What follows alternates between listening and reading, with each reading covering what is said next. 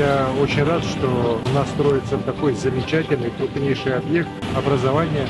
Те методики, которые здесь будут применяться, новые подходы к развитию детей, их талантов, я уверен, сделают очень много для будущего развития нашей республики. Дети талантливы во всем, просто мы, взрослые, должны помочь детям раскрыть свой талант. Первая школа, которую мы построили в Иркутске, «Точки будущего», на практике показала, что наша идея оказалась правильная. Дети, заканчивая уже 9 класс, они все прекрасно понимают, кем они хотят стать. То направление, которое мы выбрали, оно правильное. Мы увидели, насколько правильно инвестировать сегодня в детей. Дети — это наше будущее.